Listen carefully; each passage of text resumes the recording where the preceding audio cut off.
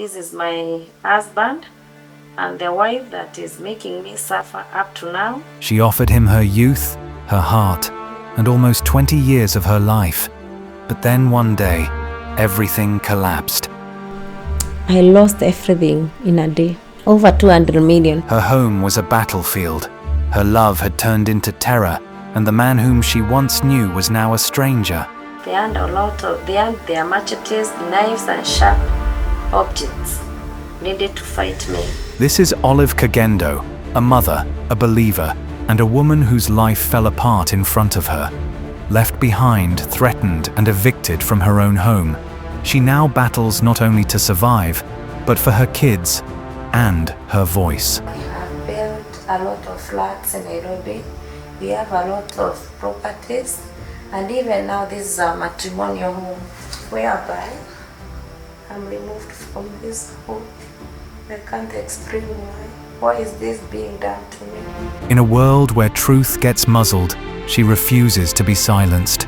This is her story, unflinching, heart-wrenching, and unbroken. My name is Olive Kagendo Peter Murithi, 46 years old. I wanted to talk about my marriage and how I came to get into relationship with my husband, who is by the name Peter Murithi Moffat. I got married to him in 2005, whereby he was my teacher there before.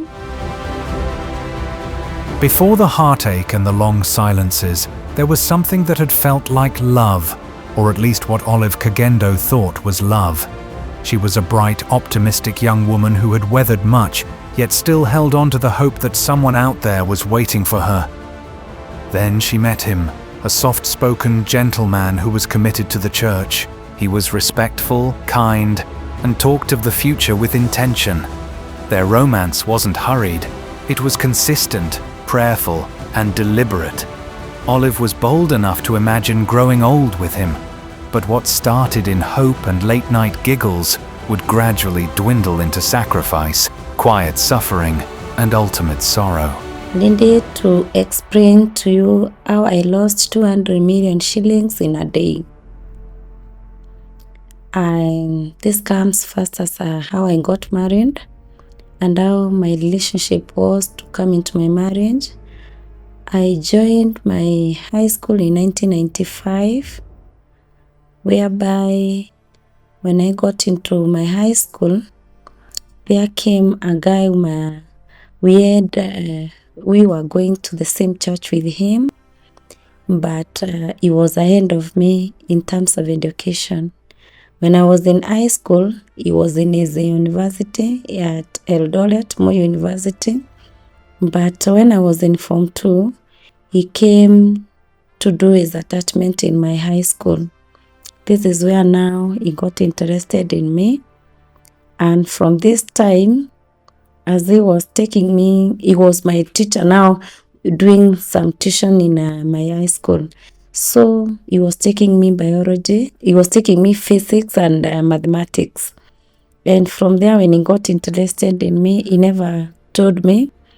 And because there was a culture from our church, whereby when you get interested to a girl, you go make a report to the elders of the church, and then the girl is preserved for you. So it took some time until when I completed my high school. And when I completed my high school, he came to the elders of the church and he made the report. And then this was also taken to my parents. And when I finished my high school, this is how now I got married to him. He came to our home and all the marriage ceremonies were arranged. And I was married through our Meru customary law in 2005. After their wedding, Olive and her husband moved to Nairobi, chasing opportunity with nothing but dreams. The city was fast and unforgiving, but Olive wasn't afraid of hard work. While he pursued ministry, she carried the weight, working long hours, raising their children and supporting the man she believed in. She built their life brick by brick, sacrificing comfort and ignoring red flags. With discipline, prayer, and hope, she gave her all to their family, believing that her love, effort, and faith would one day be enough to hold everything together. 2006, we came to Nairobi, whereby our parents blessed us. And when we came, by that time is when now he and started working. But it was the first time for him to work, so the life was so hard. And when we started our life, we started from a scratch without anything. So when he brought me to Nairobi, I was very happy, and I was very new in Nairobi. So we came and looked for a house whereby it was a bed sitter. And this bed sitter, we didn't have even anything, especially the household items, even a place to sleep. We just slept on the floor until when he got his salary, and we got to buy a mattress and then a bed, and the life started from there. So his job was good, and we came up. We started a good life from there. We also advanced, and when it was back in 2007, whereby now he got a good job. And this 2007, he got a job in couldnt corruption, whereby the salary now was better, and their love we started. So from where we started, we also came to a point that now we are able even to own some plots in Nairobi. And these plots now, we built them up to a point whereby we earned income from those houses. And then from there, in 2008, we were blessed with our firstborn, a girl by the name Queen Sheba. And this time now we were staying in our own houses, the rental houses now. So in 2009, my husband got transferred from Nairobi headquarters to Mombasa, still in couldnt corruption, whereby he went and worked very well even there. And I think the rank was better now. So we were able to build the houses comfortably, and we also got some plots in Mombasa, and we also built our home in Mombasa. So the life was good. And from his work, then we started another business for the security firm. And this security firm, while I was in Nairobi, I'm the one who was running the security firm. And you see now the income is better now. So we aim to build some more houses up to 7th floor, whereby now the income was so good, and we decided to also buy a home. This home, when we started building, and we bought it in 2012, in the home now that we are in now today. And in 2012, I stayed for some time. I decided to keep some cows and pigs in that land that we bought. And after that, we decided to build the home now. When Olive returned from Mombasa, weary but hopeful, she found the door to their home locked. The house she'd built with love was now cold and silent, suitcases in hand, heartbroken. She realized she hadn't just been locked out. She was being quietly erased from the life she'd sacrificed for. After some time, himself alone, because he was coming to check on us after every 2 weeks, he was coming, or either me, I go to Mombasa. It came a time that even he would finish even a month or 2 months without coming. And when I insist I go to visit him, he could stop me from going to the place where he was in Mombasa. One day I decided to go quietly. When I went quietly to Mombasa, I traveled overnight and with my small baby. When I reached to Mombasa and went to the home where he was, I went and I found the house was locked. When I called him, he didn't answer my calls. So I decided to to call our head pastor in Mombasa. When I called him, he told me, me, I'm a pastor and I don't want to lie to you. Your husband got married to another wife, and when he was leaving, he told me, when you come, I should not disclose this to you. So the pastor and another friend of him, they came, paid for me the bus fare. In the evening, I went back, and surely I was very tired with the little baby, and very much stressed because of this. But After being locked out, Olive clung to hope. Maybe it was all a misunderstanding. But then he came, not with answers, but with divorce papers. No conversation, no apology, just cold finality. 19 years, gone. Shaking, stunned, she said no, still believing there was something left worth fighting for. But when I came back to Nairobi, I just kept quiet. I didn't ask him because of the love that I had for him. I didn't imagine whether he can do this for me. But all in all, it was true that he was in a relationship.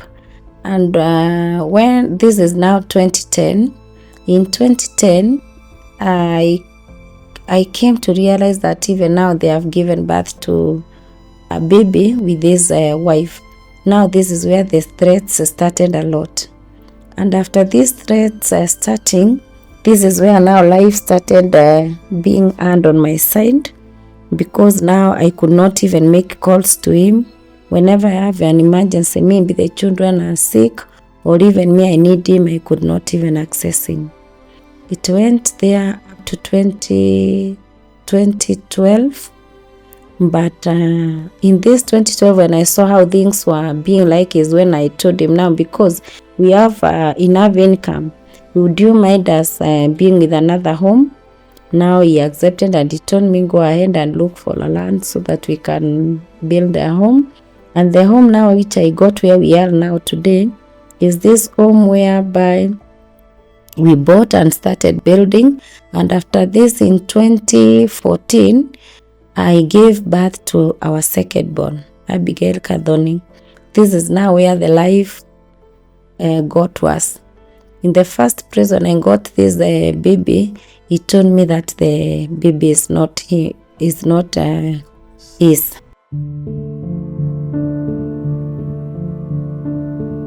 But the pressure did not let up. Day by day, phone calls, messengers, threats, a storm that refused to let her breathe. And finally, with her back to the wall, tired and broke, and she signed. When he went to work, he called me when he was in town and told me, I wanted to see you today. I asked him, why don't you tell me what you want to tell me in the evening? He told me, no, I want you to come to town. Because I had a lot of pain in me, I didn't go. But in the evening, when he came back home again, now he didn't come with that wife. He came with a divorce letter. This is now 2016 now. He came with a divorce letter, a court order for divorce, and he told me, I want us to divorce. I asked him, why are you divorcing me? What have I done wrong to you that you are divorcing me? He told me, no, I want us to divorce. So what I did, I told him, no problem. Then I called my family members and told them that my husband has come with a divorce letter, and I explained to them what has been happening to me.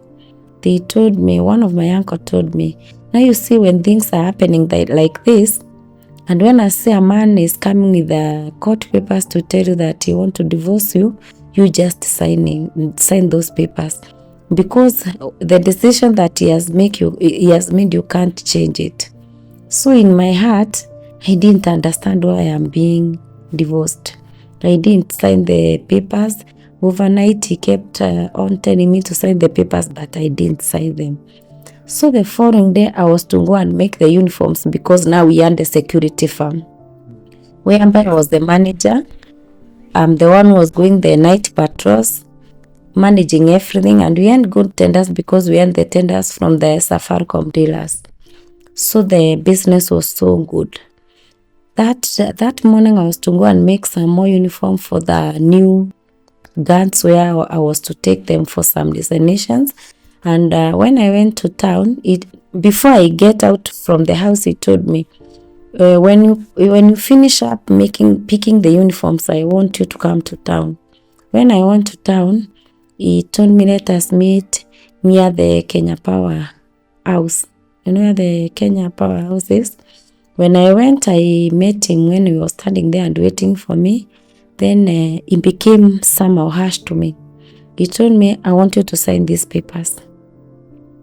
So when I remember the ones from my family members, I just decided to sign the papers. And I signed the papers, and I was to appear in court within 14 days. And I told him, I don't know about the court matters and everything. He told me, when the days are near, I'll tell you what to do. So I waited. I was counting my 14 days, which I was told, but he never told me anything. I've never got into court anymore. So even that one, I didn't follow. While Olive was in the hospital, recovering and vulnerable, her husband came to see her. For a brief moment, she thought he had come out of concern, maybe even regret. But instead, he told her that his other wife had found out he was still seeing Olive. That revelation had caused chaos in his second home, and now he was under pressure. Once again, Olive was left feeling like a hidden shame. Examinations were done, and the ultrasound results were that the amniotic was over. So I had to get admitted. I'm talking this about the hospital now so that you can know where the problem came in now. And after when I was admitted in the late night at around maybe 10, 12. And then my husband left me when I was in the ward and everything, and even my cousins, my sisters, and the drivers, they all left. I was left in the hospital. So when he went, I was left in the hospital. But very early in the morning in Mpisha, he came very early in the morning, whereby I could not even expect him. And you see, when you are pregnant, you have some pressures, you only sleep. So I didn't realize even it was earlier than before. He came and told me, I've come to see how you have slept and know how you are feeling. But in that situation, he told me, now, my dear, I'm sorry for this. Even if you are in the ward, I want to tell you that there was a brother at night. I asked him which brother. He told me, when I got out from the hospital last night, I didn't go in our home. I went in the other wife's home. But at about 3ish, a message from the hospital came into my phone. But I didn't open that message. But the other wife is the one who opened the message and found that you are in a maternity. And I asked him, what is the problem? He told me there is a problem because I've never told her that I'm with you. She already know that I divorced you long time ago. And now she's about to come and confirm.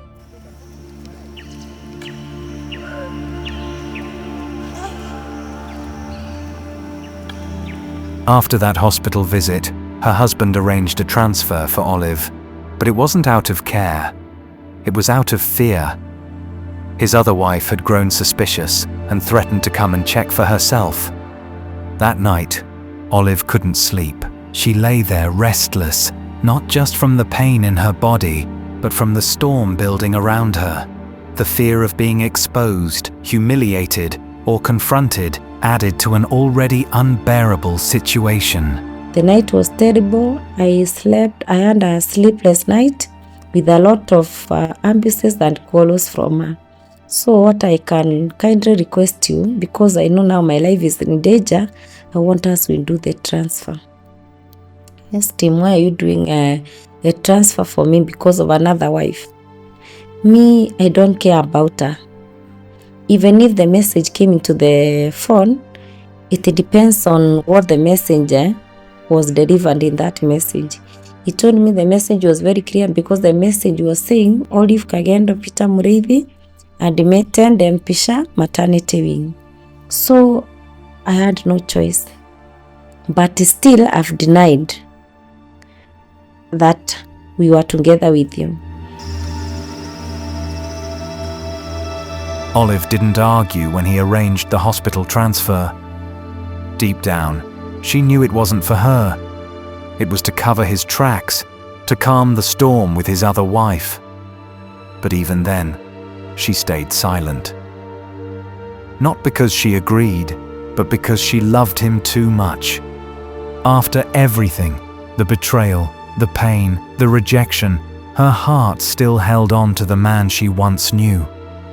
She accepted the transfer, not out of weakness, but out of a love that refused to let go, even when it hurt. He was so stressed telling me that we do the transfer, but me, I reminded about our moms once that he should call all his family members and let them know each other, because the situation that he had seen in him was not good, because every time he was taking to the mother a new wife, new children, and then the mother was so stressed about that. So I told him, you remember the ones of your mom? So now this is what is going to come. And he told me, I remember. But the situation I am in now, we either get out of the hospital or you do a transfer. And then my gyna got in. When my gyna got in, he was coming to check how I was feeling, but they walked out with the gyna. So when he came back to me, he told me, we have talked with your gyna as men, and he accepted we do the transfer. Yes, to change the hospital. Now I was in Mpisha, and I asked him, where am I going? He told me, we are going to Avenue. So sometimes because of the love I had for him, I didn't argue. I told them, if you are able to take care of my baby, we have no problem. But at the same time, he didn't do the transfer. I think it was miraculously, because already the wife came, confirmed I'm the one, I'm pregnant. So whatever was being hidden, maybe he saw there was no reason. But all in all, I got on with my treatment in Mpisha. After that, now when I went for the CS, now is when again the requisition, the message also went to the phone again.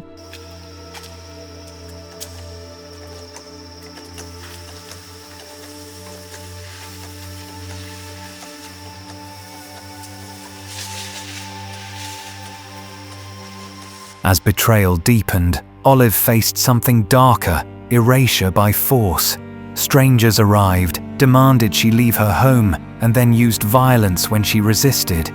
Holding her child, she was shoved, her belongings tossed. This wasn't just heartbreak, it was control. But Olive stood tall. She reported them, named names, and spoke her truth. They stole her home, but not her voice. He came with the welders. He cut all the doors and even the padlocks from the gate, and then he got in.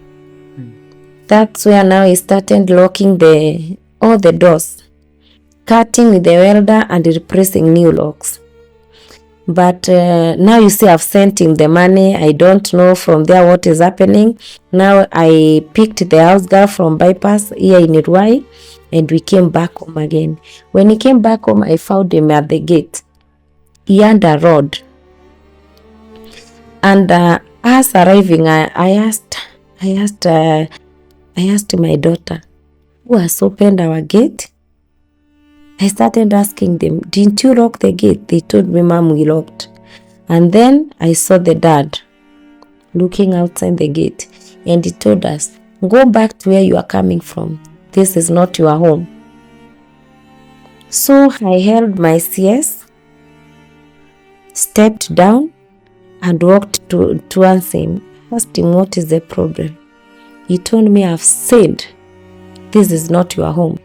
And remember, I divorced you. This is not your home. Go back to where you are coming from. So I didn't even match to 10.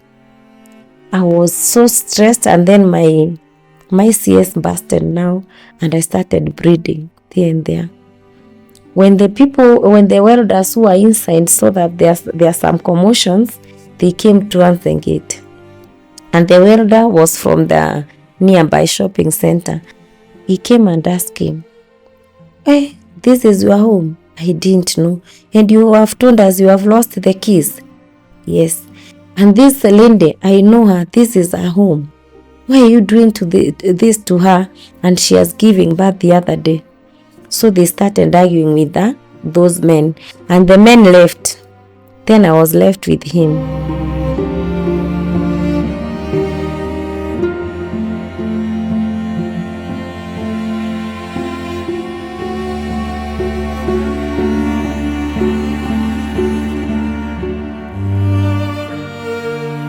When the goons came to remove me from my house, this is my children had a lot of fear.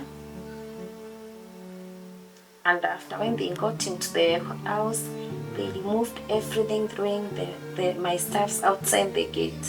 And to make the matter worse, they ate all the food that was prepared for the children. These are the items, the way they were thrown outside, this way. These are the goods. These are the people who had come to remove the stuffs from the house. They had their machetes, knives, and sharp objects needed to fight me. This is how the house was cut. The locks were removed so that they can enter the house.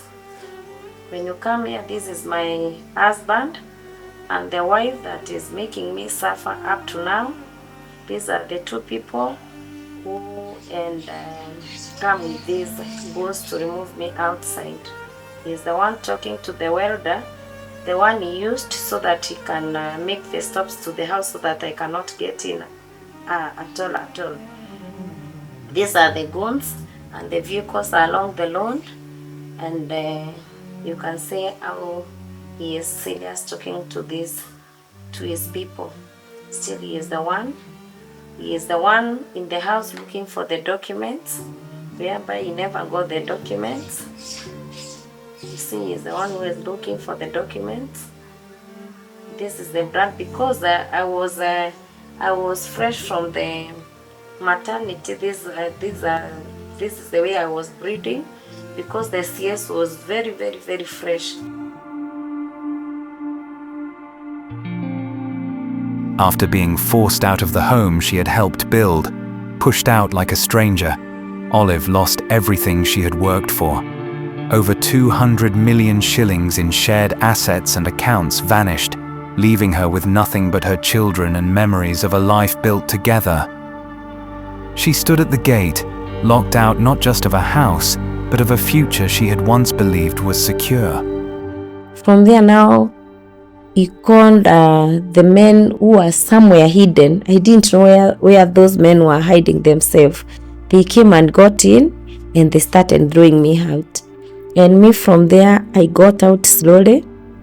And now we have raised the alarm to the neighbors. I walked out, went to my car with my CS, I'm breathing, drove slowly to a police station. I went made the report.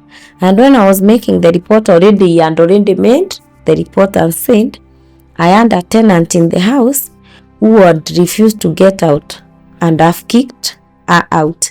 And me, when I went, I found a vehicle there, and when he was walking out. Now you see, before even I make the report, I started talking to him now. And the children are crying, asking him, Daddy, why are you doing all this to me? So you see, even the police station, there arose a commotion now. From there now, he was called by the OCS.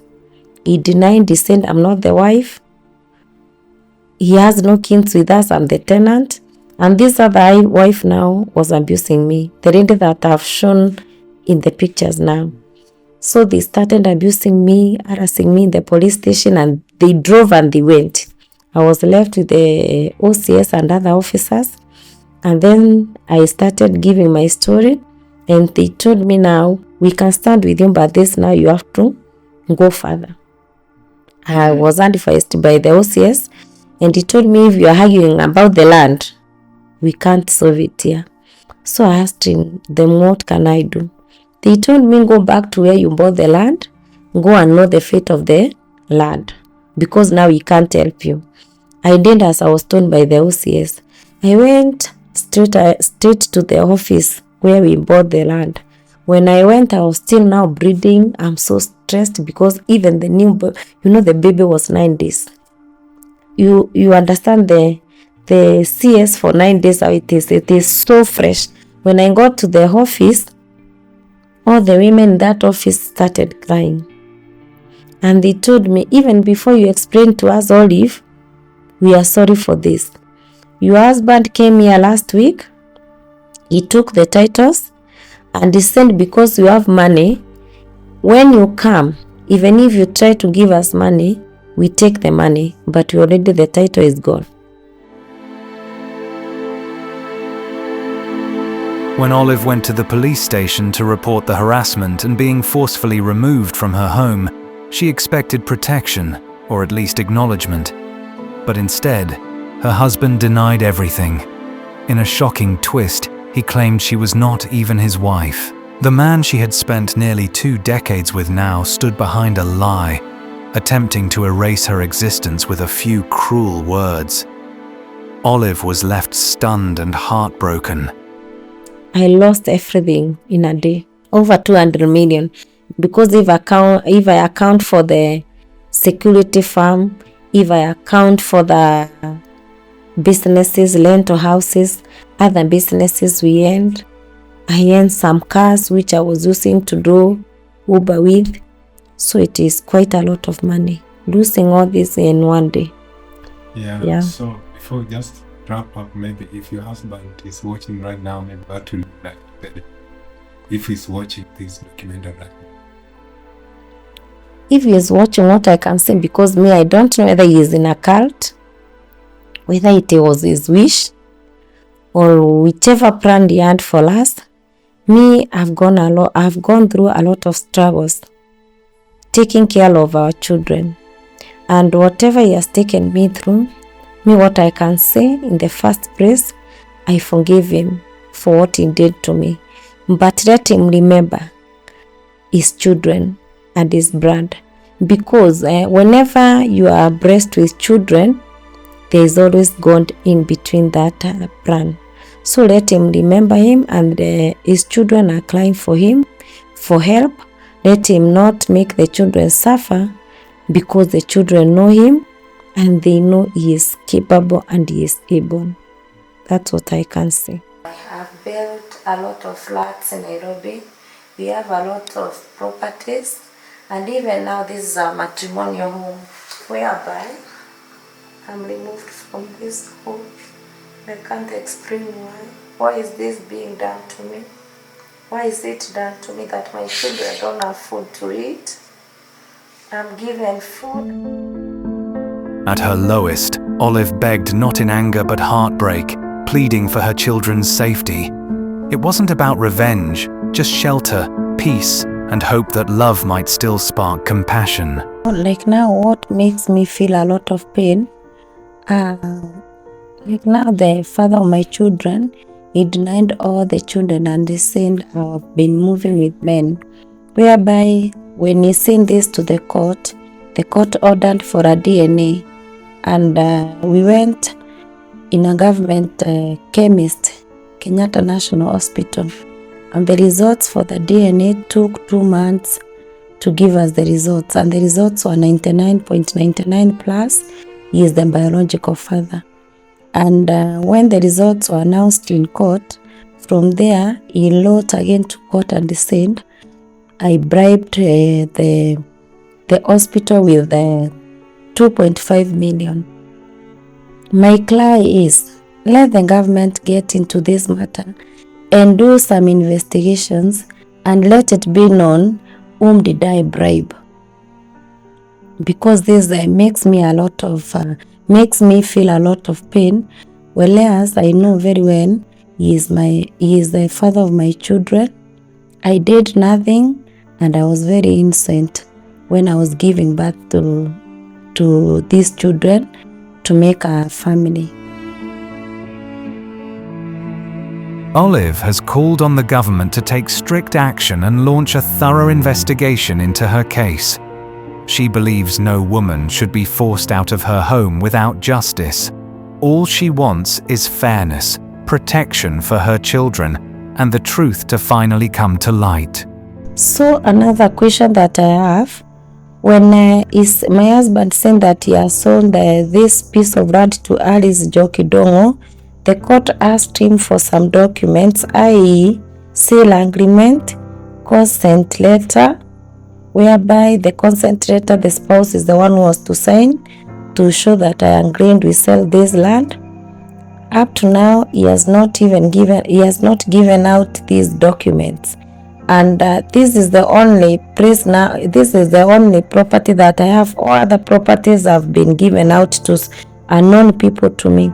Now my big question is, now we are in court with the lady who is claiming that I may have illegally acquired his land, his piece of land. I have nowhere to bring up my children. Where am I going? Where am I taking my children? Now, where is my help from? I won't even kindly request the government also, or even the courts in Kenya, to do these investigations and know whether really this piece of land was sold, because I'm going through a lot of threats, even a lot of questions to my children, asking me, Mom, where are we going to go? This is the only place where our dad told us this is our home. Where am I taking my children? I'm with a lot of sorrow, because even if like today, if I can get anything bad that can be done to me and my children, I have no one to cry to. Let the government hear my cry, and everyone who wants to come through our help, I kindly request everybody to help me in doing the research about this piece of land, because I don't understand why another woman claims that my home is her home. This is my cry. Despite everything she's been through, Olive bravely says she forgives him. Her voice carries no hatred, only heartbreak. But what hurts her most is seeing her children cry for their father, asking questions she can't answer. They miss him. They don't understand why he's gone. Olive holds on to hope that one day he will realize the pain he's caused, not just to her, but to the innocent souls who still call him Dad.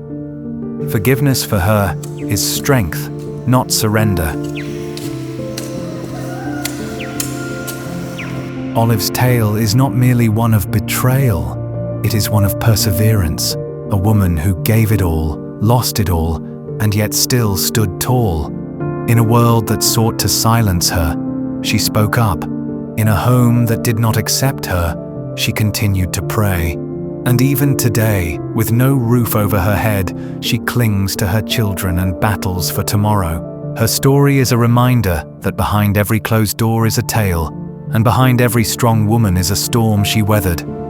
This is Olive's reality, and it needs to be told. I am Simon Greenwood, and this is Afrimax English. Remember to subscribe.